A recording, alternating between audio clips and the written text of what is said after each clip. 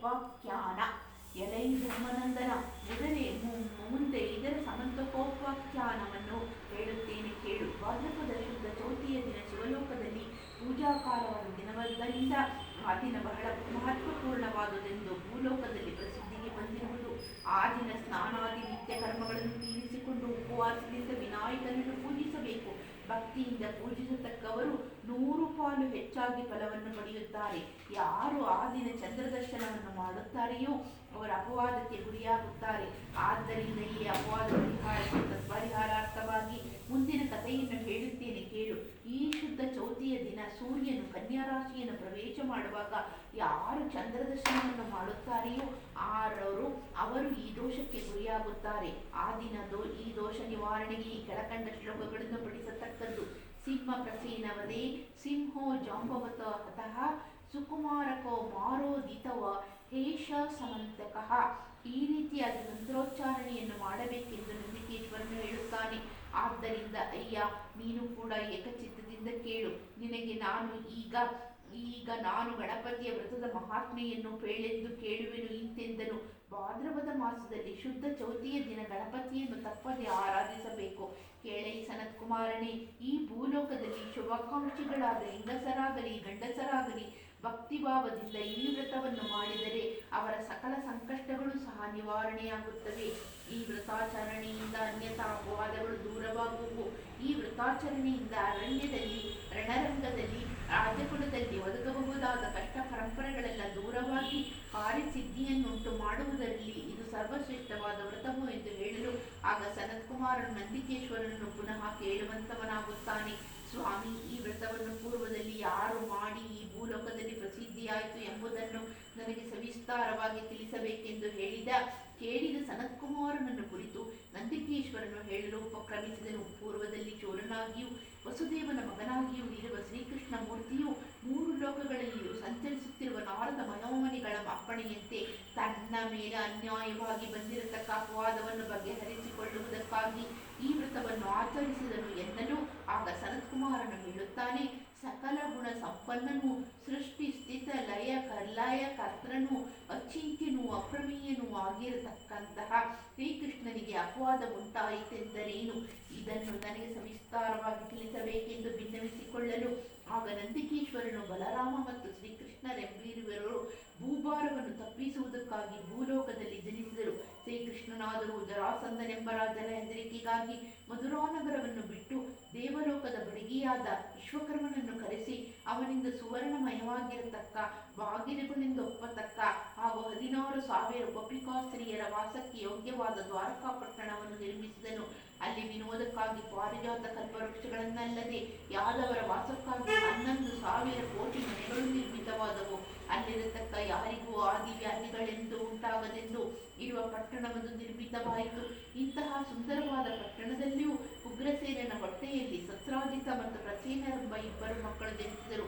ಸತ್ರಾಜಿತನೆಂಬ ಅರಸನು ನಿದರ್ಶನ ವ್ರತವನ್ನು ಮಾಡಿ ಸೂರ್ಯಾರಾಧನೆಯೆಂದು ಗೈದು ತನ್ನ ತಪಸ್ಸಿನ ಪ್ರಭಾವದಿಂದ ಸೂರ್ಯ ಭಗವಂತನನ್ನು ಮೆಚ್ಚಿಸಿ ತನಗೆ ಪ್ರಸನ್ನನಾಗಬೇಕೆಂದು ಪ್ರಾರ್ಥಿಸಲಾಗಿ ತೇಜೋಮೂರ್ತಿಯಾಗಿಯೂ ವಿಶ್ವವ್ಯಾಪಿಯಾಗಿಯೂ ಸರ್ವತೋಮುಖನಾಗಿಯೂ ಗಾಯತ್ರಿ ಸ್ವರೂಪನಾಗಿಯೂ ದೇವಾದಿದೇವನಾಗಿಯೂ ಇರತಕ್ಕಂತಹ ಸೂರ್ಯನಾರಾಯಣ ಸ್ವಾಮಿಯು ಪ್ರಸನ್ನನಾಗಿ, ಎಲೈ ಸತ್ರಾಜಿತನೇ, ನಾನು ನಿನ್ನ ತಪಸ್ಸಿಗೆ ಮೆಚ್ಚಿರುವೆನು.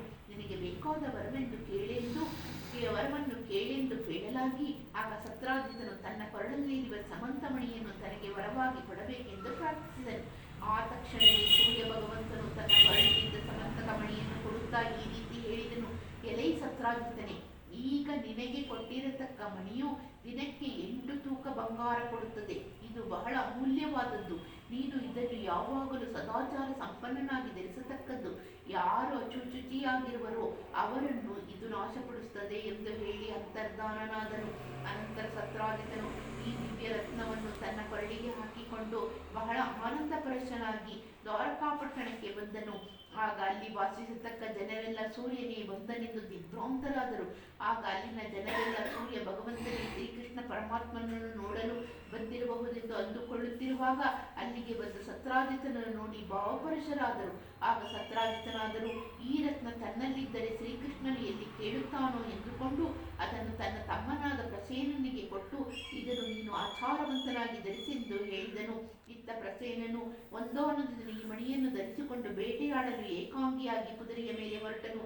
ದಾರಿಯಲ್ಲಿ ಒಂದು ಸಿಂಹವು ಅಡ್ಡವಾಗಿ ಬಂದು ದಾರಿಯಲ್ಲಿ ಸಿಕ್ಕಿ ಪ್ರಸೇನನನ್ನು ಕೊಂದು ಮಣಿಯನ್ನು ತೆಗೆದುಕೊಂಡು ಹೋಗುತ್ತಿರುವಾಗ ಎದುರಿಗೆ ಬಂದ ಜಾಂಬವತರೆಂಬ ಕರಡಿಯು ಆ ಸಿಂಹವನ್ನು ಕೊಂದು ಆ ಮಣಿಯನ್ನು ತೆಗೆದುಕೊಂಡು ತನ್ನ ಗುಹೆಗೆ ಹೋಗಿ ಅದನ್ನು ತನ್ನ ಮಗುವಿನ ತೊಟ್ಟಲಿಗೆ ಅಲಂಕಾರಕ್ಕೆ ಕಟ್ಟಿಬಿಟ್ಟಿತು. ಅದೇ ದಿನ ಪ್ರಸೇನನು ಮತ್ತು ಶ್ರೀಕೃಷ್ಣನು ಸಹ ಬೇಟೆಗಾಗಿ ಕಾಡಿಗೆ ಹೋಗಿದ್ದರು. ಆ ಕಾಡಿನಲ್ಲಿ ಇವರಿಬ್ಬರೂ ಸಹ ಬೇರೆ ಬೇರೆಯಾಗಿ ಹೊರಟರು. ಒಬ್ಬರ ವಿಷಯ ಒಬ್ಬರಿಗೆ ತಿಳಿಯದೆ ಶ್ರೀಕೃಷ್ಣನು ಊರಿಗೆ ವಾಪಸ್ಸಾದನು. ಇತ್ತ ಪ್ರಸೇನನ ವಿಷಯ ತಿಳಿಯದೆ 4 ದಿನಗಳ ಕಾಲ ಹುಡುಕಿದರೂ ಸಹ ವಿಷಯ ತಿಳಿಯದೆ ಚಿಂತಾಕ್ರಾಂತರಾದರು. ಆಗ ಸತ್ರಾಜಿತನು ಮತ್ತು ಬಂಧುವರ್ಗದವರು ಜೊತೆಯಲ್ಲಿಯೇ ಹೋದ ಶ್ರೀಕೃಷ್ಣನ ಬಂಗಾರದ ಹಾಗೂ ಸ್ಯಮಂತಕ ಮಣಿಯ ಆಸೆಯಿಂದ ಅವನನ್ನು ಕೊಂದಿರಬಹುದೆಂದು ದೂರಲಾರಂಭಿಸಿದರು. ಈ ವಿಷಯ ಶ್ರೀಕೃಷ್ಣನಿಗೆ ತಿಳಿದು ತನ್ನ ಮೇಲೆ ಬಂದಿರತಕ್ಕ ಅಪವಾದವನ್ನು ಹೋಗಲಾಡಿಸಿಕೊಳ್ಳಬೇಕೆಂದು ದ್ವಾರಕೆಯ ಸಮಸ್ತ ಜನಗಳನ್ನು ತನ್ನ ಹಿಂದೆ ಕರೆದುಕೊಂಡು ಹೋಗುತ್ತಿರುವಾಗ ಸಿಂಹದಿಂದ ಪ್ರಸೇನನು ಮತ್ತು ಅವನ ಕುದುರೆಯು ಸತ್ತಿರುವುದಾಗಿ ಕಂಡಿತು. ಮತ್ತು ಇನ್ನೂ ಸ್ವಲ್ಪ ದೂರ ಹೋಗಲಾಗಿ ಅಲ್ಲಿ ಸಿಂಹದ ಹೆಜ್ಜೆಯು ಮತ್ತು ಸಿಂಹವನ್ನು ಕೊಂದ ಕರಡಿಯ ಹೆಜ್ಜೆಯು ಕುರಿತು ಕಾಣಿಸಿದವು. ಈ ಹೆಜ್ಜೆಯ ಗುರುತನ್ನು ಹಿಡಿದುಕೊಂಡು ಹೋಗುತ್ತಿರುವಾಗ ಒಂದು ದೊಡ್ಡ ಗುಹೆಯು ಸಿಕ್ಕಿತು. ಒಳಗೆ ಬಹಳ ಕತ್ತಲಾಗಿತ್ತು. ಶ್ರೀಕೃಷ್ಣನು ತನ್ನ ಪರಿವಾರದವನ್ನೆಲ್ಲ ಹೊರಗೆ ಬಿಟ್ಟು ತಾನು ಮಾತ್ರ ಸ್ವಯಂ ಪ್ರಕಾಶನಾಗುವುದರಿಂದ 100 ಹರದಾರಿ ಒಳಗೆ ಪ್ರವೇಶ ಮಾಡಿದನು. ಅಲ್ಲಿ ಜಾಂಬವತನ ದೊಡ್ಡ ಅರಮನೆ ಕಾಣಿಸಿತು. ಅದರಲ್ಲಿ ಜಾಂಬವತನ ಮಗಳಾದ ಜಾಂಬವತಿಯು ತನ್ನ ಮಗುವಿನ ತೊಟ್ಟಿಲನ್ನು ತೂಗುತ್ತಿದ್ದಳು. ಅದರ ಮೇಲ್ಗಡೆ ಇದ್ದ ಮಣಿಯನ್ನು ನೋಡಿ ಶ್ರೀಕೃಷ್ಣನು ದಿಗ್ಭ್ರಾಂತನಾಗಿರಲು ಜಾಂಬವತಿಯು ತೊಟ್ಟಿಲಲ್ಲಿರುವ ಆ ಶಿಶುವಿನೊಂದಿಗೆ ಎಲೆ ಮಗುವೆ, ನೀನು ಅಳಬಾರದು. ಈ ರತ್ನವನ್ನು ನೋಡು, ಎಷ್ಟು ಚೆನ್ನಾಗಿದೆ. ಇದು ಪ್ರಸೇನನ ಕೊರಳಿದ್ದಿದ್ದದು. ಅದನ್ನು ನಿಮ್ಮ ತಂದೆಯು ಸಿಂಹವನ್ನು ಕೊಂದು ಇದನ್ನು ನಿನ್ನ ತೊಟ್ಟಿಲಿಗೆ ಕಟ್ಟಿದ್ದಾನೆ ಎಂದು ಹೇಳುತ್ತಾ ತೊಟ್ಟಿಲನ್ನು ತೂಗುತ್ತಾ ಎದುರಲ್ಲಿ ಕಂಡ ಶ್ರೀಕೃಷ್ಣನನ್ನು ಕಂಡು ವಿರಹ ವೇದನೆಗೆ ಒಳಗಾಗಿ ಶ್ರೀಕೃಷ್ಣನನ್ನು ಕುರಿತು ಇಂತೆಂದಳು, ನಿನಗೆ ಈ ರತ್ನದ ಮೇಲೆ ಆಸೆ ಇದ್ದರೆ ದಯವಿಟ್ಟು ಇದನ್ನು ತೆಗೆದುಕೊಂಡು ಹೊರಟು ಹೋಗು. ನೀನು ಇಲ್ಲಿರಬಾರದು. ಜಾಂಬವಂತನು ನಿದ್ರೆಯಿಂದ ಏಳುವುದರೊಳಗಾಗಿ ಹೊರಟು ಹೋಗು ಎಂದು ಹೇಳಿದಳು. ಇದನ್ನು ತಿಳಿದ ಸ್ವಾಮಿಯು ಮಂದಹಾಸವನ್ನು ಮೀರಿ ತನ್ನ ಶಂಖವನ್ನು ಗಟ್ಟಿಯಾಗಿ ಊದಿದನು. ಆಗ ಜಾಂಬವಂತನಿಗೆ ಎಚ್ಚರವಾಗಿ ಕೃಷ್ಣ ಜಾಂಬವಂತವರಿಬ್ಬರು ಯುದ್ಧಕ್ಕೆ ಅನುವಾದರು. 7 ದಿನಗಳಾದರೂ ಸಹ ಶ್ರೀಕೃಷ್ಣನು ಹೊರಗೆ ಬಾರದೆ ಇದ್ದುದನ್ನು ಕಂಡು ಹೊರಗಡೆ ಇದ್ದ ಪರಿವಾರದವರೆಲ್ಲರೂ ದ್ವಾರಕೆಗೆ ಹಿಂದಿರುಗಿದರು. ಆಗ ಶ್ರೀಕೃಷ್ಣನು ಸತ್ತು ಹೋದನೆಂದು ತಿಳಿದು ಅವನಿಗೆ ಉತ್ತರ ಕ್ರಿಯಾದಿಗಳನ್ನೆಲ್ಲವನ್ನೂ ಮಾಡಿಬಿಟ್ಟರು. ಇತ್ತ 21 ದಿನಗಳ ಕಾಲ ಸತತವಾಗಿ ಕೃಷ್ಣ ಜಾಂಬವಂತವರಿಗೂ ಯುದ್ಧವಾಗುತ್ತಿರುವರಲಾಗಿ ಶ್ರೀಕೃಷ್ಣನ ಕೈ ಮೇಲಾಯಿತು. ಆಗ ಸ್ವಾಮಿಯು ಜಾಂಬವಂತನಿಗೆ ಜ್ಞಾನೋದಯವನ್ನು ಉಂಟು ಮಾಡಿದನು. ಆಗ ಜಾಂಬವಂತನು ಈ ರೀತಿ ಹೇಳುತ್ತಾನೆ, ಅಯ್ಯ, ನಾನು ಯಕ್ಷ, ರಾಕ್ಷಸ, ಕಿನ್ನರರಿಗೂ ಅಜೇಯನು. ನಾನು ತ್ರೇತಾಯುಗದ ಶ್ರೀರಾಮನ ಕಾಲದವನು. ನೀನು ನನ್ನನ್ನು ಸೋಲಿಸಬೇಕಾದರೆ ನೀನು ಸಾಮಾನ್ಯ ಮನುಷ್ಯನಲ್ಲ, ನೀನು ಶ್ರೀಮನ್ನಾರಾಯಣನೇ ಆಗಿರಬೇಕು. ಇಲ್ಲವಾದರೆ ನನ್ನ ಜಯಿಸುವವರು ಯಾರೂ ಇಲ್ಲ.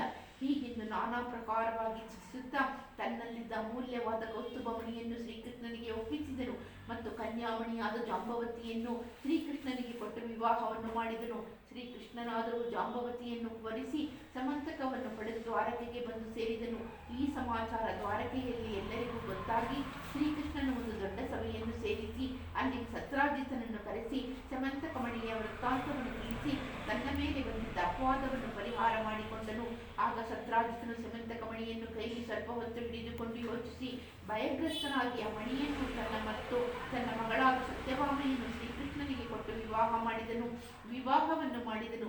ಈ ಎಲ್ಲಾ ವೃತ್ತಾಂತಗಳು ಶತಧನ್ವ ಮತ್ತು ಅಕ್ರೂರಿಗೆ ಇಷ್ಟವಾಗದೆ ಸತ್ರಾಜಿತನನ್ನು ದೂಷಿಸಿ ಹೇಗಾದರೂ ಮಾಡಿ ಆ ಮಣಿಯನ್ನು ತಾನು ಅಪಹರಿಸಲು ಪ್ರಯತ್ನಿಸುತ್ತಿದ್ದರು. ಹೀಗಿರುವಲ್ಲಿ ಒಂದಾದ ದಿನ ಪಾಂಡವರನ್ನು ನೋಡಲು ಶ್ರೀಕೃಷ್ಣನು ಹೋಗಿರಲು ಅದೇ ಸಮಯಕ್ಕೆ ಶತಧ್ವನೆಂಬುವನು ಸತ್ರಾಜಿತನನ್ನು ಕೊಂದು ಸತ್ಯಭಾಮೆಯಲ್ಲಿದ್ದ ಸಮಂತಕ ರತ್ನವನ್ನು ಅಪಹರಿಸಿದರು. ಶ್ರೀಕೃಷ್ಣನು ಹಿಂದಿರುಗಿ ದ್ವಾರಕೆಗೆ ಬಂದ ಮೇಲೆ ಸತ್ಯಭಾಮೆಯ ವಿಷಯವನ್ನು ಕೃಷ್ಣನಿಗೆ ತಿಳಿಸಿದಳು. ಆಗ ಶ್ರೀಕೃಷ್ಣನು ದುಷ್ಟ ನಿಗ್ರಹಕ್ಕಾಗಿ ಅಂತರಂಗದಲ್ಲಿ ಸಂತೋಷವನ್ನು ಹೊಂದಿ ಹೊರಗೆ ಕಪಟ ಕೋಪವನ್ನು ತಾಳಿ ಅಣ್ಣನಾದ ಬಲಭದ್ರನೊಡನೆ, ಅಣ್ಣ ಶತಧ್ವನನು ನನ್ನ ಪತ್ನಿಯ ಬಳಿ ಇದ್ದ ರತ್ನವನ್ನು ಅಪಹರಿಸಿಕೊಂಡು ಹೋಗಿರುವನಂತೆ ನೀನು ನನಗೆ ಸಹಾಯ ಮಾಡಿ ಆ ರತ್ನವನ್ನು ಹಿಂದಿರುಗಿಸಿ ತರಬೇಕೆಂದು ಹೇಳಿ ಯುದ್ಧಕ್ಕೆ ಹೊರಟನು. ಆ ವಿಷಯ ಶತಧ್ವನ್ವನಿಗೆ ತಿಳಿದು ಅವನು ಅದನ್ನು ಅಕ್ರೂರನಿಗೆ ಕೊಟ್ಟ. ಅವನು ಕುದುರೆಯನ್ನೇರಿ ದಕ್ಷಿಣ ದಿಕ್ಕಿಗೆ ಪ್ರಯಾಣ ಬೆಳೆಸಿದನು. ಈ ವಿಷಯ ಕೃಷ್ಣ ಬಲರಾಮರಿಗೆ ತಿಳಿಯಿತು. ಆಗ ಅವರಿಬ್ಬರು ಶತಧ್ವನನ್ನು ಹಿಂಬಾಲಿಸಿ ಹೋಗಲು ಅಲ್ಲಿ ಶತಧ್ವನ್ವನು ಸಿಕ್ಕಿಬಿದ್ದನು. ಶ್ರೀಕೃಷ್ಣನು ಅವನನ್ನು ಕೊಂದು ಬಿಟ್ಟನು. ಆದರೆ ಸಮಂತಕವು ಅವನಲ್ಲಿಲ್ಲದಿರಲು ಬಲರಾಮನು ಖಿನ್ನನಾಗಿ ಕೋಪಗೊಂಡು, ಕೃಷ್ಣ, ನೀನು ಯಾವಾಗಲೂ ಇದೇ ರೀತಿ ಮೋಸ ಕೃತ್ಯವನ್ನೇ ಮಾಡುತ್ತಿ. ಮಣಿಯನ್ನು ನೆಪ ಮಾಡಿಕೊಂಡು ಬಂಧು ಬಳಗದವರನ್ನೆಲ್ಲ ಕೊಲ್ಲುತ್ತೀಯೇ. ನಿನ್ನನ್ನು ಯಾರು ತಾನೇ ನಂಬುತ್ತಾರೆಂದು ಹೇಳಲು ಆಗ ಶ್ರೀಕೃಷ್ಣನು ರಥವನ್ನೇರಿ ಹೊರಡಲಾಗಿ ಅಲ್ಲಿದ್ದವರೆಲ್ಲರೂ ಕೃಷ್ಣನಿಗೆ ಹೆಣ್ಣುವನ್ನಿನ ಮೇಲಿನ ಆಸೆಯಿಂದ ಅಣ್ಣನನ್ನು ಎಲ್ಲಿಯೋ ಕಾಡಿನಲ್ಲಿ ಬಿಟ್ಟು ಬರುತ್ತಿರುವನೆಂದು ಮಾತನಾಡಿಕೊಳ್ಳಲು ಉಪಕ್ರಮಿಸಿದರು. ಆಗ ವಿಷಯ ತಿಳಿದ ಕೃಷ್ಣನು ಖಿನ್ನ ಮನಸ್ಕನಾಗಿರಲಾಗಿ ಅವನ ಮುಖದ ಕಾಂತಿಯು ಕುಂದಿತು.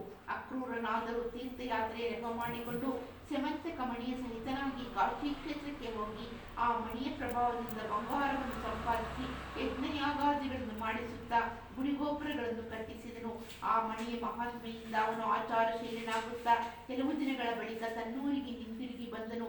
ಸ್ವಾಮಿಗೆ ಇದೆಲ್ಲ ತಿಳಿದಿದ್ದರೂ ಸಹ ಏನು ತಿಳಿಯದವನಂತೆ ನಡೆಸುತ್ತಿರಲು ಅಲ್ಲಿಗೆ ತ್ರಿಲೋಕ ಸಂಚಾರಿಯಾದ ದೇವಮುನಿಯು ಬಂದನು. ಶ್ರೀಕೃಷ್ಣನು ನಾರದರನ್ನು ಎದುರುಗೊಂಡು ಅರ್ಘ್ಯಪಾದ್ಯಾದಿಗಳನ್ನು ಸ್ವೀಕರಿಸಿ ಬಳಿಕ ನಾರದರು ಶ್ರೀಕೃಷ್ಣನನ್ನು ಕುರಿತು ಎಂತೆಂದರು. ಎಲೆ ಶ್ರೀಕೃಷ್ಣನೇ, ನಿನ್ನ ಮೇಲೆ ಬಂದಿರತಕ್ಕ ಅಪವಾದವೆಲ್ಲ ನನಗೆ ಗೊತ್ತು. ನೀನು ಭಾದ್ರಪದ ಶುದ್ಧ ಚೌತಿಯ ದಿನ ಚಂದ್ರದರ್ಶನವನ್ನು ಮಾಡಿದ್ದರಿಂದ ನಿನಗೆ ಈ ರೀತಿಯ ಅಪವಾದಗಳು ಒದಗುತ್ತಿವೆ ಎಂದು ಹೇಳಲು ಆಗ ಶ್ರೀಕೃಷ್ಣನು, ಎಲೆ ನಾರದ ಮುನೀಂದ್ರರೇ, ಚೌತಿಯ ಚಂದ್ರದರ್ಶನ ಯಾಕೆ ಮಾಡಬಾರದು? ಇದರಿಂದ ಯಾವ ದೋಷ ಉಂಟಾಗುವುದೆಂದು ಪ್ರಶ್ನಿಸಿ ಮತ್ತು ಯಾತಕ್ಕಾಗಿ ಬಿದಿಗೆ ಚಂದ್ರನನ್ನು ಜನರು ದರ್ಶನ ಮಾಡುತ್ತಾರೆಂದು ಕೇಳಲಾಗಿ ಆಗ ನಾರದರು ಹೇಳುತ್ತಾರೆ, ಒಂದಾನೊಂದು ಕಾಲದಲ್ಲಿ ಚಂದ್ರನು ನಾನು ಬಹಳ ರೂಪವಂತನೆಂದು ಗರ್ವದಿಂದ ಮೆರೆಯುತ್ತಿದ್ದನು. ಆಗ ಗಣಪತಿಯು ಚಂದ್ರನನ್ನು ನೋಡಿ ಶಾಪವೊಂದೈದನು.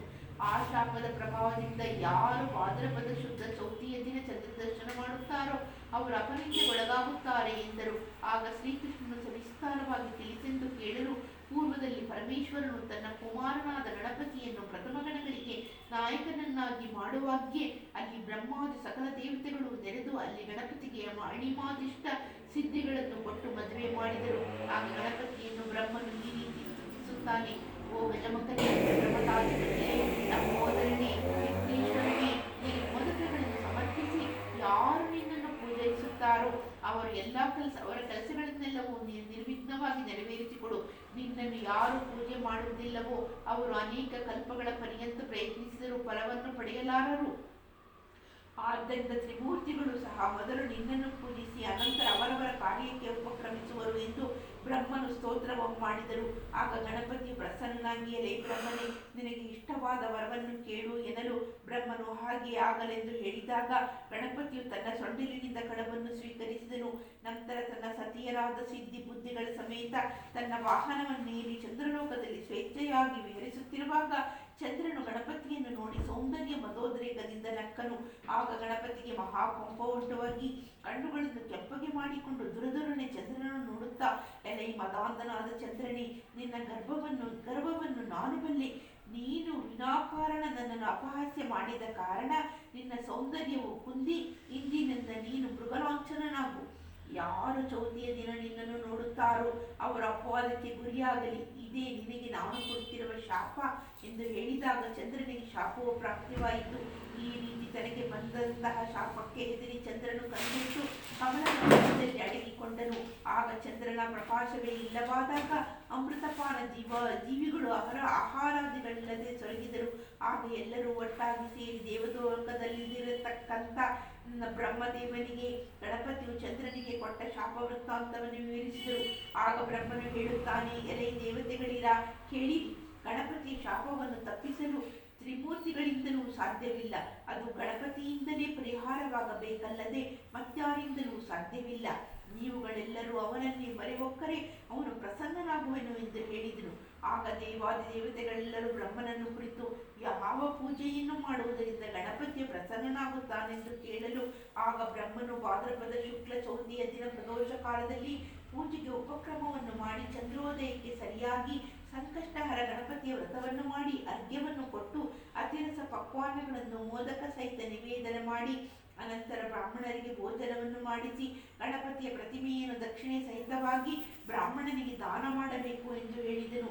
ಆಗ ದೇವತೆಗಳೆಲ್ಲರೂ ಸಂಕಷ್ಟಹರ ಗಣಪತಿಯ ವ್ರತವನ್ನು ಧ್ಯಾನ ವಾಹನಗಳಿಂದ ಯಥಾರೀತಿಯಾಗಿ ಮಾಡಲು ಇವರ ಪೂಜೆಗೆ ಗಣಪತಿಯು ಪ್ರಸನ್ನನಾದನು. ಆಗ ಚಂದ್ರನು ಗಣಪತಿಯನ್ನು ಈ ರೀತಿ ಪ್ರಸ್ತುತಿಸುತ್ತಾನೆ: ಹೇ ಲಂಬೋದರ, ಲೋಕನಾಯಕ, ಗಜವದನ, ನಾನು ನನ್ನ ಅಹಂಕಾರದಿಂದ ನಿನ್ನನ್ನು ಅಪಹಾಸ್ಯ ಮಾಡಿದೆ. ಇದು ನನ್ನ ಮಹಾಪರಾಧವು. ಓ ಕರುಣಾಸಾಗರ, ನನ್ನ ಅಪರಾಧವನ್ನು ಮನ್ನಿಸಿ ನನ್ನನ್ನು ಕಾಪಾಡು. ಯಾರು ಲೋಕದಲ್ಲಿ ಮೊದಲು ನಿನ್ನನ್ನು ಪೂಜಿಸುವುದಿಲ್ಲವೋ ಅವರಿಗೆ ನರಕ ಪ್ರಾಪ್ತವಾಗಲಿ ಮತ್ತು ಅವರ ಕಾರ್ಯಗಳು ನಿರ್ವಿಘ್ನವಾಗಿ ನಡೆಯದಂತಾಗಲಿ ಎಂದನು. ಆಗ ಗಣಪತಿಯು ಪ್ರಸನ್ನನಾಗಿ ನಿನಗೆ ಬೇಕಾದ ವರವನ್ನು ಕೇಳು ಎನ್ನಲು ಬ್ರಹ್ಮಾದಿಗಳೆಲ್ಲರೂ ಚಂದ್ರನ ಶಾಪವನ್ನು ತಪ್ಪಿಸಬೇಕೆಂದು ಕೇಳಿಕೊಂಡರು.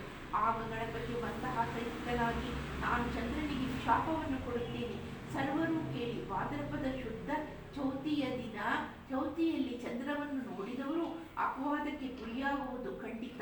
ಆದರೆ ಶುದ್ಧ ಬಿದಿಯ ದಿನ ಯಾರು ಚಂದ್ರ ದರ್ಶನವನ್ನು ಮಾಡುವರೋ ಅವರಿಗೆ ಈ ದೋಷ ಬರುವುದಿಲ್ಲ ಎಂದು ಹೇಳಲು, ಆಗ ಚಂದ್ರನು ಮತ್ತೆ ಗಣಪತಿಯನ್ನು ನೋಡಿ, ಎಲೈ ದೇವದೇವತೆ, ನಿನ್ನ ಪೂಜೆಗೆ ಯಾವ ದಿನ ಯೋಗ್ಯವಾದುದು, ಅದನ್ನು ಹೇಗೆ ಮಾಡಬೇಕು ಎನ್ನಲು ಗಣಪತಿಯು ಕೃಷ್ಣ ಪಕ್ಷದ ಚೌತಿಯ ದಿನ ಪ್ರದೋಷ ಕಾಲಕ್ಕೆ ನನ್ನನ್ನು ಪೂಜಿಸಿ ಮೋದಕ ನಿವೇದನೆ ಮಾಡಿ ರೋಹಿಣಿ ಚಂದ್ರನನ್ನು ಪೂಜಿಸತಕ್ಕದ್ದು. ಚಿನ್ನದಿಂದಾಗಲಿ ಮಣ್ಣಿನಿಂದಾಗಲಿ ಗಣಪತಿಯನ್ನು ಪೂಜಿಸಿ ಪ್ರತಿಮಾ ದಕ್ಷಿಣ ಸಹಿತ ದಾನ ಮಾಡಿ ಕಥೆಯನ್ನು ಭಕ್ತಿಯಿಂದ ಕೇಳಬೇಕು. ಈ ರೀತಿ ಯಾರು ಮಾಡುತ್ತಾರೆಯೋ ಅವರ ಕಷ್ಟಗಳೆಲ್ಲವೂ ಪರಿಹಾರವಾಗುತ್ತವೆ.